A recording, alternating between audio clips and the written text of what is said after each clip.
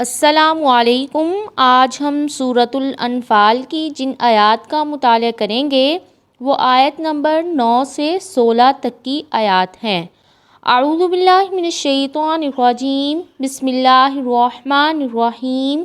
اذ جب تستغیثون تم فریاد کر رہے تھے، ربکم اپنے رب سے، فاستجاب تو اس نے دعا قبول کر لی تمہاری، انی بے شک میں، ممدکم مدد کرنے والا ہوں تمہاری، بِأَلْفٍ 1000 کے ساتھ، من الملائکتی فرشتوں میں سے، مردفین ایک دوسرے کے پیچھے آنے والے ہیں۔ ہم پچھلی آیات میں بدر کا قصہ پڑھ رہے تھے۔ اللہ تعالیٰ نے ان آیات میں بتایا اللہ تعالیٰ نے مسلمانوں کی کس طرح مدد کی۔ اپنی تعداد، تیاری، اسلحے کی کمی اور دشمن کے 3 گنا سے زیادہ اور ہر قسم کے اسلحے سے لیس ہونے کی وجہ سے سب مسلمان ہی اپنے پروردگار سے مدد کے لیے فریاد کر رہے تھے۔ خصوصاً رسول اللہ صلی اللہ علیہ وسلم تو نہایت عجز کے ساتھ دعا فرما رہے تھے۔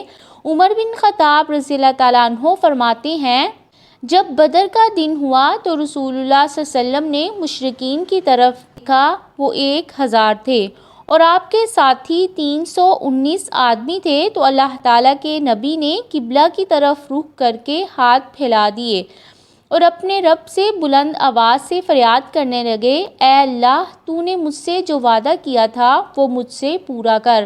اے اللہ، اگر اہل اسلام کی یہ جماعت ہلاک ہو گئی تو پھر زمین میں تیری عبادت نہیں کی جائے گی۔ آپ اپنے رب سے بلند آواز سے فریاد کرتے رہے اور ہاتھ پھیلائے ہوئے دعا کرتے رہے، یہاں تک کہ آپ کی چادر کندھوں سے گر گئی اور ابوبکر آپ کے پاس آئے اور آپ کی چادر پکڑی، اسے آپ کے کندھوں پر ڈالا، پھر پیچھے سے آپ سے چمٹ گئے اور کہا، اے اللہ کے نبی، آپ کا اپنے رب کو قسم دینا آپ کے لیے کافی ہے، کیونکہ یقیناً وہ آپ سے کیا ہوا وعدہ پورا کرے گا۔ تو اللہ تعالیٰ نے اس پر یہ آیت اتاری۔ پھر اللہ تعالیٰ نے فرشتوں کے ساتھ آپ کی مدد فرمائی۔ انی ممدکم ایک دوسرے کے پیچھے یعنی پے در پہ آنے والے۔ بدر میں فرشتے نازل ہوئے، جیسا کہ صحیح بخاری میں ابن عباس رضی اللہ تعالیٰ عنہ سے روایت ہے، نبی کریم صلی اللہ علیہ وسلم نے بدر کے دن فرمایا، یہ جبریل ہیں، اپنے گھوڑے کی لگام کو پکڑے ہوئے ہیں، لڑائی کے ہتھیار پہنے ہوئے ہیں۔ یہاں 1000 فرشتے اترنے کا وعدے کا ذکر ہے جو واقعی اترے۔ رفاع بن رافع کرزی بدری رضی اللہ تعالیٰ عنہ سے روایت ہے کہ جبریل علیہ السلام نبی کریم صلی اللہ علیہ وسلم کے پاس آئے، پوچھا، تم اہل بدر کو اپنے آپ میں کیسے شمار کرتے ہو؟ آپ صلی اللہ علیہ وسلم نے فرمایا، مسلمانوں کے سب سے بہتر لوگ، یا اس کے ہم معنی کوئی بات کہی؟ جبریل علیہ السلام نے فرمایا، اسی طرح وہ فرشتے بھی افضل ہیں جو بدر میں شریک ہوئے تھے۔ سورۃ آل عمران میں 3000 اور 5000 فرشتوں کے وعدے کا ذکر ہے۔ وَمَا جَعَلَهُ اللَّهُ اور نہیں بنایا اسے اللہ تعالیٰ نے، الا مگر بشریٰ خوشخبری، وَلِتَطْمَئِنَّ اور تاکہ مطمئن ہو جائیں، بِہِ اس کے ساتھ، قلوبکم تمہارے دل۔ وَمَن نَصْرُ اور نہیں ہے مدد، الا مگر من عند اللہ اللہ تعالیٰ کے پاس ہے، ان اللہ بے شک اللہ تعالیٰ، عزیز بہت زبردست ہیں، حکیم بہت حکمت والے ہیں۔ آیت کے الفاظ میں بعض لوگوں کو یہ غلط فہمی ہوئی کہ فرشتوں نے خود لڑنے میں کوئی حصہ نہیں لیا ہے، بلکہ اللہ تعالیٰ نے انہیں مسلمانوں کی مدد کے لیے محض اس لیے بھیجا کہ ان کے حوصلے بلند ہوں اور انہیں اطمینان رہے کہ ان کی مدد کے لیے فرشتے موجود ہیں۔ مگر یہ بات صحیح نہیں ہے۔ صحیح مسلم میں ابن عباس سے مروی ہے کہ اس دوران میں ایک مسلمان مشرکین میں سے ایک آدمی کے پیچھے دوڑ رہا تھا۔ اس نے کوڑا مارنے کی آواز سنی تو ایک سوار کی آواز سنی جو کہہ رہا تھا، ہیزوم یعنی آگے بڑھو۔ اس نے اس مشرک کو دیکھا تو وہ چت گر گیا۔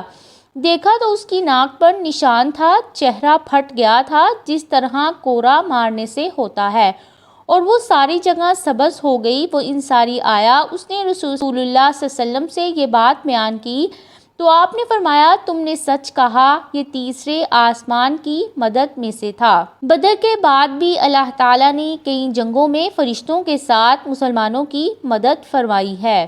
وَمَن نَّصْرُ إِلَّا مِنْ عِندِ اللَّهِ، یعنی یہ نہ سمجھو کہ تمہیں جو فتح نصیب ہوئی ہے وہ ان فرشتوں کی وجہ سے ہے، بلکہ حقیقت میں مدد اللہ تعالیٰ کی طرف سے ہے۔ وہ چاہتا تو فرشتوں کے بغیر ہی تمہیں فتح عطا کر دیتا، مگر جہاد کو دین کا حصہ بنانے سے تمہارے ایمان کا امتحان تمہارے ہاتھوں کافروں کو ذلیل اور تم میں سے کچھ لوگوں کو شہادت سے سرفراز کرنا مقصود ہے۔ اس جب یغشیکم النعاس، ڈھانپ رہی تھی تمہیں اونگ، امانتاً امن والی، منہ اس کی طرف سے، وَيُنَزِّلُ اور وہ اتار رہا تھا، علیکم تم پر، من السماء آسمان سے، ماءً پانی، لیطہرکم تاکہ وہ پاک کر دے تمہیں، بہ اس کے ساتھ، وَیُذْہِبَ اور وہ لے جائے، عنکم تم سے، رجز الشیطان نجاست شیطان کی، وَلِیَرْبِطَ اور تاکہ وہ مضبوط کر دے، عَلیٰ قُلُوبِکم تمہارے دلوں کو، وَیُثَبِّتَ اور وہ جما دے، بہ اس کے ساتھ، الْأَقْدَامِ قدموں کو۔ جنگ بدر میں فرشتوں کے ساتھ مدد کے علاوہ یہ دوسری مدد تھی۔ یہ اونگ دو طرح سے آئی تھی۔ ایک تو یہ کہ جس رات کی صبح کو لڑائی ہونے والی تھی صحابہ کرام خوب سوئے، حالانکہ دشمن کو فکر لگی ہوئی تھی، مگر اللہ تعالیٰ نے ان پر نیند بھیج دی تاکہ وہ تازہ دم ہو جائیں اور دشمن کا ڈٹ کر مقابلہ کریں۔ حضرت علی رضی اللہ تعالیٰ عنہ فرماتے ہیں، بدر کے دن مقداد کے سوا اور کسی کے پاس گھوڑا نہیں تھا۔ میں نے دیکھا کہ ہم میں سے ہر شخص سو رہا تھا، مگر رسول اللہ صلی اللہ علیہ وسلم درخت کے نیچے نماز پڑھتے رہے اور رو رو کر دعائیں کرتے رہے، یہاں تک کہ صبح ہو گئی۔ اس نیند کے ساتھ مسلمان تازہ دم ہو گئے۔ دوسرا یہ کہ لڑائی سے پہلے میدان میں آنے پر تمام مسلمانوں پر اللہ تعالیٰ نے اونگ طاری کر دی، حتیٰ کہ رسول اللہ صلی اللہ علیہ وسلم پر بھی۔ ابن کثیر فرماتے ہیں، لڑائی کے دوران میں اونگ طاری ہونے کا واقعہ جنگ احد میں بھی پیش آیا تھا۔ اس یغشیکم النعاس میں یہ معاملہ بدر کے دن پیش آیا، جس سے مسلمانوں کے دل سے دشمن کا خوف ختم ہو گیا اور وہ امن و اطمینان کی کیفیت میں آ گئے۔ اور لڑائی کے دوران میں اونگ آنا اللہ تعالیٰ کی خاص رحمت ہوتی ہے۔ وَيُنَزِّلُ عَلَيْكُم مِّنَ السَّمَاءِ، یہ بھی اسی رات کا واقعہ ہے کہ رات کو بارش ہو گئی، جس سے ایک تو ریت جم گئی اور زمین پر پاؤں اچھی طرح جمنے لگے، جس سے فائدہ اٹھا کر مسلمان آگے بڑھے، نقل و حرکت آسان ہو گئی۔ دوسرے پانی کی کمی دور ہو گئی اور وضو اور طہارت کے لیے آسانی ہو گئی، جبکہ کفار کے پڑاؤ کی جگہ نیچے تھی اور وہاں بارش کی وجہ سے کیچڑ ہو گیا اور پاؤں پھسلنے لگے۔ تیسرا کیا ہوا کہ مسلمانوں کے دلوں سے شیطان کی گندگی یعنی گھبراہٹ، خوف، اللہ تعالیٰ سے بدگمانی اور مایوسی کی کیفیات بھی دور ہو گئیں۔ بدر کے موقع پر یہ تیسرا انعام تھا جس سے کفار پر فتح یاب ہونے میں بڑی مدد ملی۔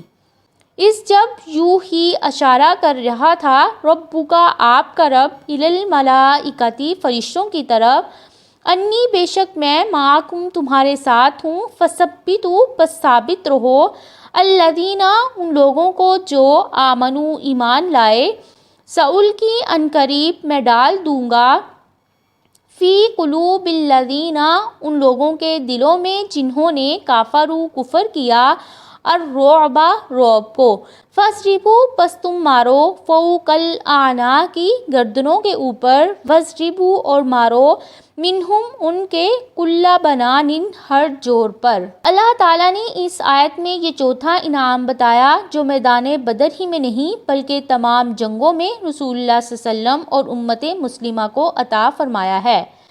رسول اللہ صلی اللہ علیہ وسلم نے فرمایا، مجھے 5 چیزیں دی گئیں جو مجھ سے پہلے کسی کو بھی نہیں دی گئی تھیں۔ ان میں سے ایک یہ بیان ہوئی، مجھے 1 مہینے کی مسافت پر رعب کے ذریعے سے مدد دی گئی ہے۔ اللہ تعالیٰ نے کفار کے دل میں مسلمانوں کا جو رعب اور خوف اور دبدبہ تھا وہ پیدا کر دیا تھا۔ فَضْرِبُوا فَوْقَ الْأَعْنَاقِ گردنوں پر مارنا تاکہ ان کے ناپاک جسموں سے زمین پاک ہو، اور ہاتھوں اور پاؤں کے ہر پور پر ضرب لگاؤ تاکہ وہ ہاتھوں سے لڑ نہ سکیں اور پاؤں سے بھاگ نہ سکیں۔ ذالک یہ بِأَنَّہُم اس وجہ سے کہ انہوں نے شاقوا مخالفت کی اللہ تعالیٰ کی، ورسولہ اور اس کے رسول کی، ومن اور جو کوئی یشاقق اللہ مخالفت کرے گا اللہ تعالیٰ کی، ورسولہ اور اس کے رسول کی، فإن اللہ بے شک اللہ تعالیٰ شدید العقاب سخت سزا دینے والے ہیں۔ کفار کو بدر کے دن جو ذلت آمیز شکست ہوئی تھی اس کی وجہ یہ تھی کہ انہوں نے اللہ تعالیٰ اور اس کے رسول کی اس طرح مخالفت کی کہ صاف مقابلے پر آ گئے۔ ذالکم یہ ہے سزا، فذوقوا پس تم چکھو اسے، وَأَنَّ اور بے شک للکافرین کافروں کے لیے عذاب النار آگ کا عذاب ہے۔ یا ایھا الذین آمنوا اے لوگو جو ایمان لائے ہو، اذا جب لقیتم الذین ملاقات کرو تم ان لوگوں سے جنہوں نے کفروا کفر کیا، زحفاً میدان جنگ میں، فلا تولوہم الادبار پس نہ تم پھیرو ان سے پیٹھوں کو۔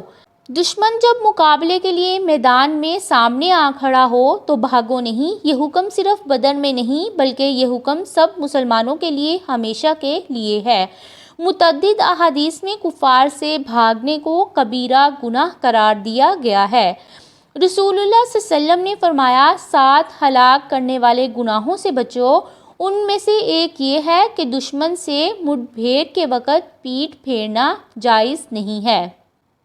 اس لیے رسول اللہ صلی اللہ علیہ وسلم بزدلی سے پناہ کی کئی دعائیں ہمیں سکھائی ہیں، اور آپ ہر نماز کے بعد یہ دعا پڑھا کرتے تھے، اللہم انی اعوذ بک من الجبن واعوذ بک من البخل واعوذ بک من ان ارد الی ارذل الامور واعوذ بک من فتنۃ الدنیا وعذاب الآخرہ۔ وَمَن یُوَلِّہِم اور جو کوئی پھیرے گا ان سے، یومئذ اس دن، دُبُرہ اپنی پیٹھ کو، الا سوائے متحرفاً پینترا بدلنے کے لیے، لقتال جنگ کے لیے، او متحیزاً یا پناہ لینے والے کے، الی فئۃ ایک گروہ کی طرف، فقط پس تحقیق باء وہ پلٹا، بغضب غضب کے ساتھ، من اللہ اللہ تعالیٰ کی طرف سے، ومأواہ اور اس کا ٹھکانہ جہنم جہنم ہے، وبئس المصیر اور کتنا برا ہے وہ ٹھکانہ۔ متحیزاً کہتے ہیں ایک طرف سے دوسری طرف دشمن کو دھوکہ دینے کے لیے پینترا بدلنا۔ مسلمانوں کی بڑی جماعت کی طرف پناہ کے لیے اور دوبارہ حملہ کے لیے لوٹ آنا گناہ نہیں ہے۔ اللہ تعالیٰ کا غضب اور جہنم کا ٹھکانہ ہونا تو جنگ سے بھاگنے والے پر ہے۔ اگر فنون حرب کے تحت میدان چھوڑ کر پیچھے ہٹ جائے تو کوئی بھی گناہ نہیں ہے۔ یہ تھی آج کی آیات جن کا ہم نے مطالعہ کیا۔ آپ ان ویڈیوز کو دوسروں کے ساتھ بھی شیئر کریں تاکہ لوگ قرآن کو زیادہ سے زیادہ سمجھیں۔